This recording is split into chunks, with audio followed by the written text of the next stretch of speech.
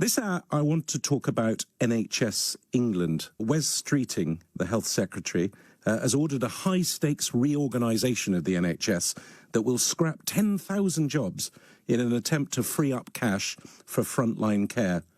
My question this hour is, are you an NHS worker, and how have you dealt with mental health and the burden of your jobs? And are you worried that this will end up putting more strain on your work? One of the major challenges for the NHS is the structure itself. NHS England was created to manage the delivery of healthcare services across the country. But some critics argue that its bureaucracy has grown too large and unwieldy.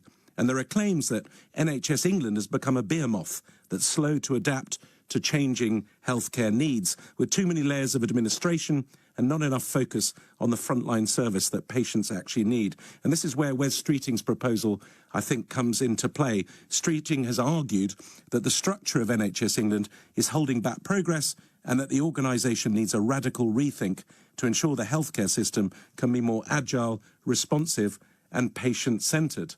But will it help workers in the NHS? Here to join me, and I'm very excited because this is my very first in-studio guest. So thank you so much for making the effort to come here, is Claire Goodwin-Fee. And you're a psychotherapist. You're a founder of Frontline 19, an emotional support service for NHS frontline workers. First up, I suppose, what do you think about Wes Streeting's abolition of NHS England? I think it's a tricky one.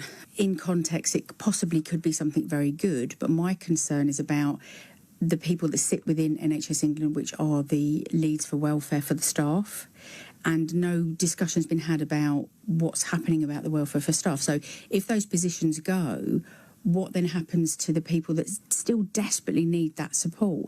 I mean, You're talking about actual mental health support for NHS workers. Yeah. And of course, if they suffer from mental health, that's going to rebound on patients as well. Yeah. So just as a bit of a background, I started up what I thought was going to be a very small project at the start of COVID to help 50 people. And in the first day that I set it up, over 750 people came in and said, we desperately need support.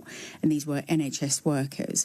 And since then, up to August of last year, we've helped over 1 million people, because the need is so great. Because unfortunately, there's only, a finite pot of money available, and a lot of the money doesn't go to the staff. But the problem is with this whole situation with NHS England is that there's no correlation between looking after the staff and the amount of work that they do and the impact on patient safety. And there's quite clearly a very clear connection between the two. So if you've got happy and healthy staff that are working in good conditions, that are well paid, they will work that much better than people that are struggling with mental health issues. Recently, there was a brand new survey that came out. 56% of NHS staff said that they were struggling with their mental health and went into work when they knew they weren't well enough to be there. 30% said they were completely burnt out.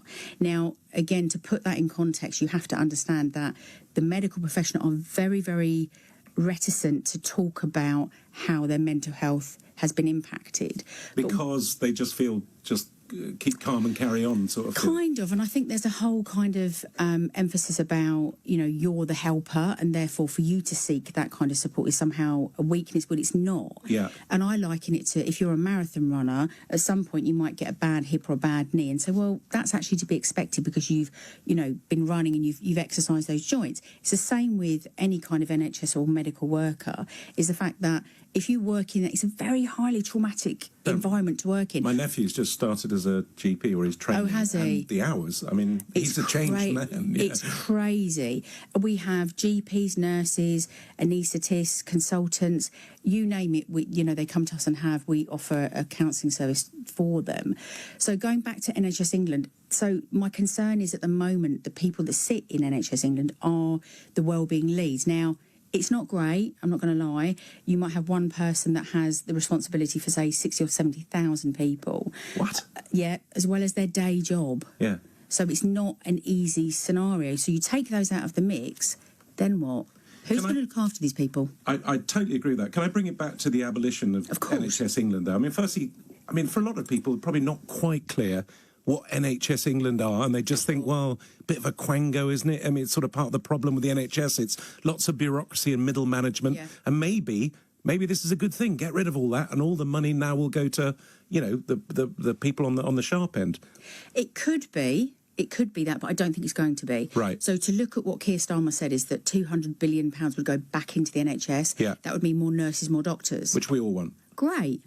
But unless you have better working conditions and you look after that staff to a higher level, they're going to go in one door and straight back out the other. But wouldn't some people say that if there were more doctors and more nurses, then there would be less overall, you know, strain on people? Or is it more complicated than that? I don't think it is more complicated, but you get people that...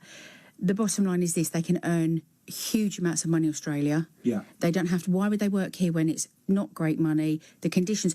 I mean, let's talk about corridor care. The weather. I don't know. I quite like the cold weather, but the corridor care where you're having to care for people in the corridor, toileting, that's now a permanent thing.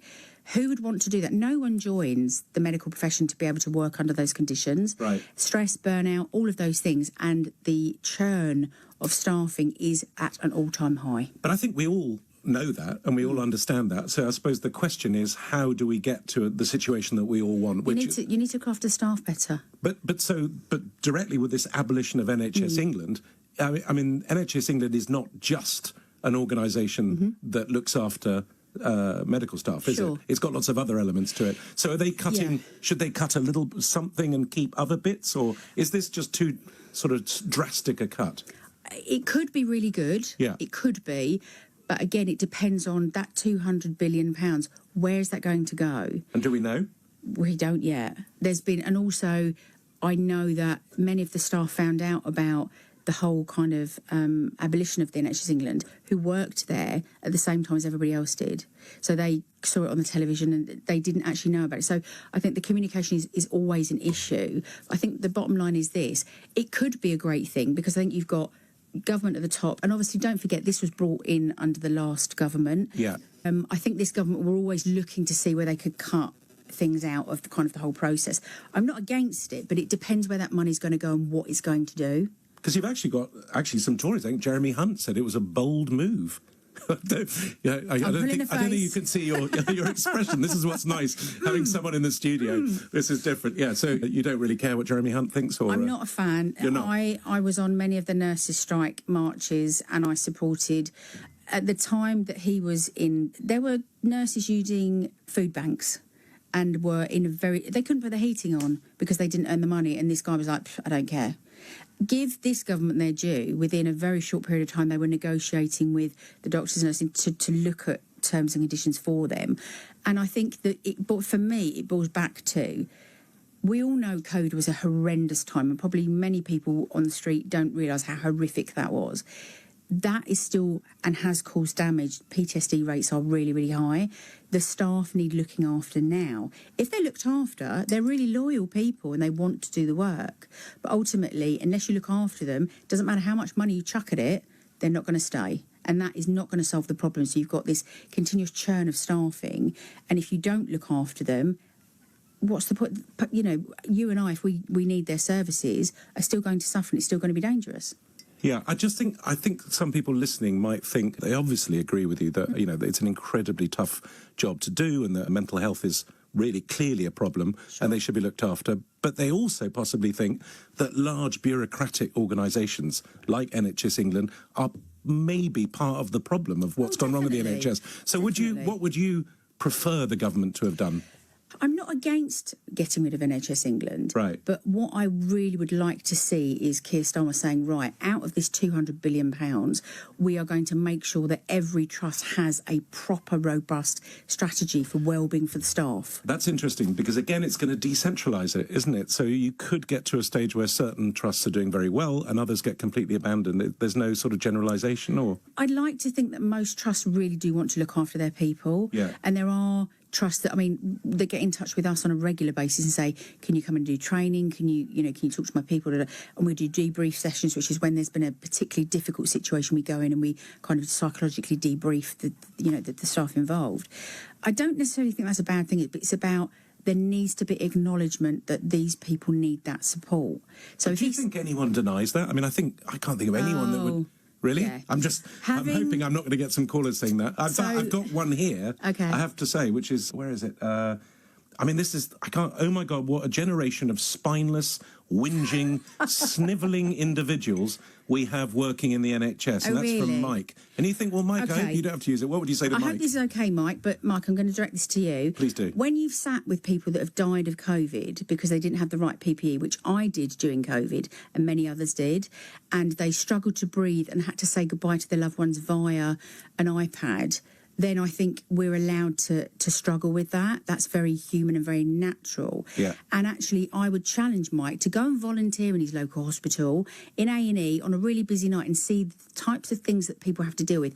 The racial abuse, the sexual abuse, all of the things that go on, plus the standard trauma that comes in, RTAs, where you've got people with limbs hanging off and stuff like that, and babies that die. So, yeah, Mike, you know what? Put your money where your mouth is and go into A&E and volunteer and tell me what you think afterwards. OK, well, just to balance this up, which you'll be pleased with, I've got Cam here saying, Dear Dom, I'm currently listening to your show in Gloucester after doing a 10-hour shift at Gloucester Royal Hospital. I completely agree. So bless that's you, good. Cam. Thank you for your work.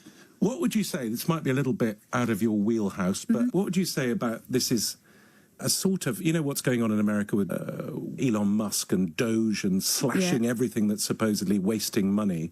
And there are some people saying that this is the Starmer government almost sucking up to Donald Trump and saying, look, you know, we can do the same thing. And are they completely misguided doing this? I mean, I think the difficulty is you end up amputating a lot of wastage, but within the wastage there can be some good things. That's the problem, isn't it? It's baby and bathwater. Absolutely. So it is about looking at what's needed and what's not. I'm all for streamlining things, and definitely in the UK we are great with bureaucracy. I used to work for local government, so I kind of know how that works. You know, to get one decision made, you've got to go through 5 different people. Yeah. However, that being said, I think that we need to have a big discussion. But the thing is, you've got a socialist organisation, i.e. the NHS, in a capitalist society. That's interesting, yeah. Right, so what we need to do is decide what we're going to do about this. Do we want to stick with this? And if we're going to stick with it, we need to kind of look at that and actually build it up. Or are we going to go, right, we need to go a different route?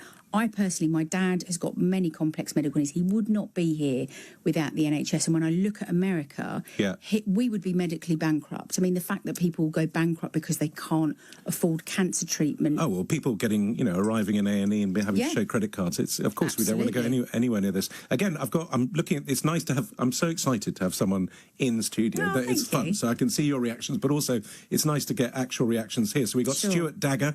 I've said this for years, one of the issues within the NHS is the amount of individuals on the board. Slash that down and put the rest of the wages into where it's needed. The NHS do a fantastic job at ground level and certainly don't get the pay they should. No, they don't. They absolutely. I mean, during the pandemic, we had people living in their cars, and I had a meeting with Boris Johnson at the time. We had a conversation around people having to pay to live in their cars in car parks. They were still paying car park fees. Well, car park fees, what's that about? That's another, It's you know, the NHS and staff like that, they don't actually want much, and they will give an awful lot through the goodness of their heart because they want to do the work. But I think it's about people have got a very short memory. COVID was horrendous. There are many stories that still are not, in kind of open spaces people talk about. So it is around recognising what they did do and remembering that and actually saying, right, how can we help them now? And it's not about being spineless in any which way, shape or form. They're incredibly brave, robust people, but some of the things they see are horrific.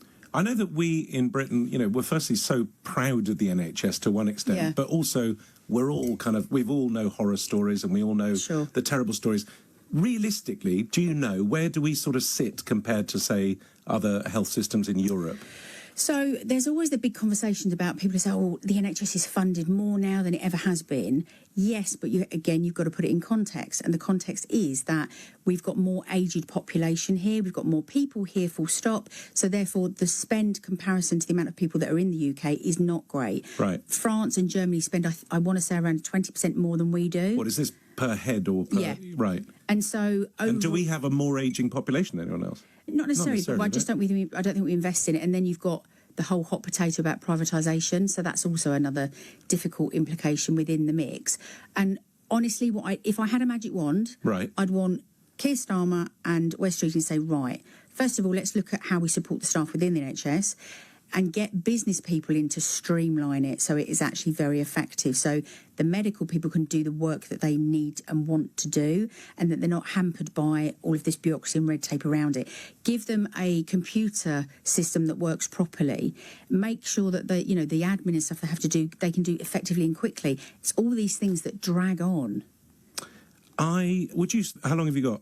As long as you want. Can you stay for the next 15 minutes and maybe if we get a couple of calls in, we can discuss it? Because you know far more about this than I do. And I'm just still incredibly excited to have a guest in here. Makes me feel like a grown-up presenter. I'm doing Newsnight and stuff. But that's of course, the BBC. But yes, it's me, Dom Joly. And give us a call if you work in the NHS. And tell me how you've dealt with mental health and the burden of your jobs. Are you worried that this abolition of NHS England will end up putting more strain on your work? I'm joined here by Claire Goodwin-Fee, who's a psychotherapist and founder of Frontline 19, an emotional support service for NHS frontline workers. So just let me know. We're getting a couple of, not many, I have to say, but a couple of messages saying everyone should grow a pair and a bit spineless. But I think these are people with healthy private insurance, to be honest, not anything else. This hour, we're talking about the NHS, talking about Wes Streeting's abolition of NHS England, cutting 10,000 jobs, and the impact it possibly, well, it almost definitely will have on NHS frontline workers. And I'm very excited to have an in-studio guest. I know it's ridiculous for me to be so excited, but it is. It's nice. It's quite lonely on here sometimes, just staring through the glass, listening to people from home, and suddenly I've got someone to help me. And someone who knows what they're talking about. It's Claire Goodwin-Fee, psychotherapist and founder of Frontline 19, an emotional support service for NHS frontline workers. So if you want to give me a call, you want to chat with Claire as well, then please do. I especially want to hear from people who work in the NHS. How have you dealt with mental health? How will this affect the burden of your jobs? And are you worried that obviously the abolition of NHS England will end up putting more strain on your work? We've got a couple of calls. Give me a ring on 0345 6060 973. First up is Steve. Hello, Steve. Steve's in Hull. So what's your experience? Do you work for the NHS or...? I do. I work for a mental health service within the accident emergency department of our local hospital. Right. That's hard work. Well, yeah, it is rewarding, but it's hard. You know, it is what it is. You get what you can take from it. We could do with some more money, but not everyone. I'm not going to scream from the rooftops on that. But with regards to the NHS England thing, I'm not 100% sure it's going to have a huge impact on us anytime soon, because we achieved Foundation Trust status some time ago, and we were responsible for our own commissioning and our own budgeting. So the bureaucracy at the top line, I don't think will have much of an impact at ground level for a while. But you're taking the view that I did without much knowledge from my point of view, which was that it would get rid of bureaucracy. But of course, what Claire's talking about, Claire, you feel it will get rid of...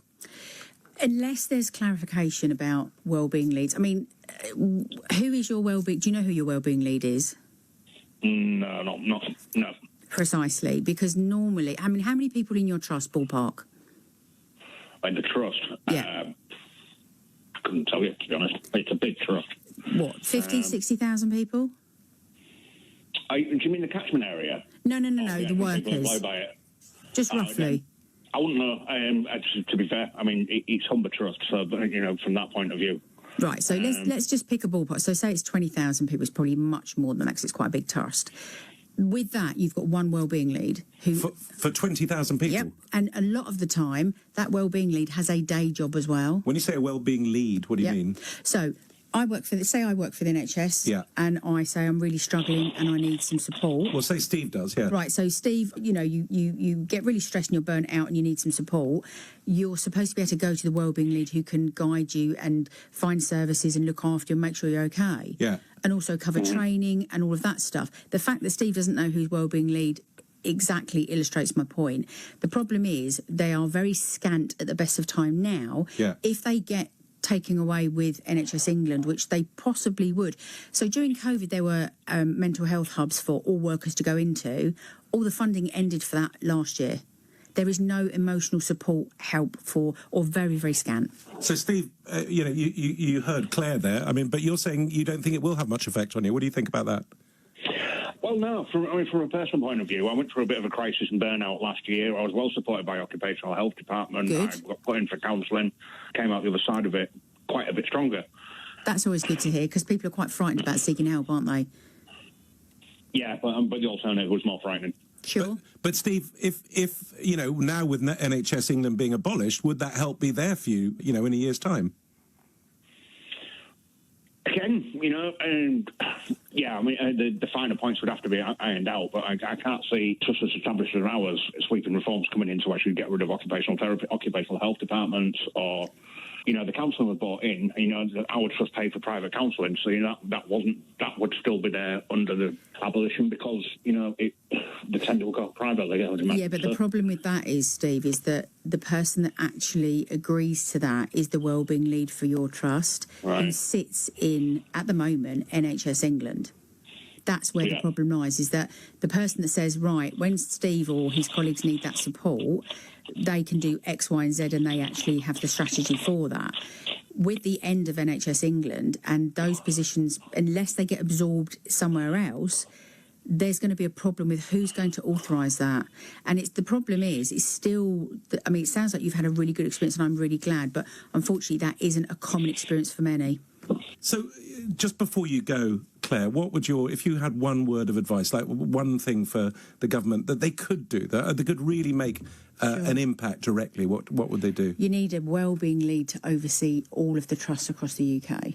Right. Because at the moment it's been vastly underpinned by non-profits and charities like myself to provide the services for staff when really it needs to be in-house. And also there needs to be training for people coming into the medical field, because we're dealing with nurses, trainee nurses, students, all sorts of different people who need that support. You cannot expect people to work in such a traumatic environment and then not be an impact on the individual.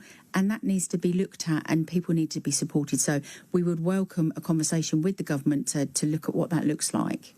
Thank you so much for coming in as my first guest. It was very nice.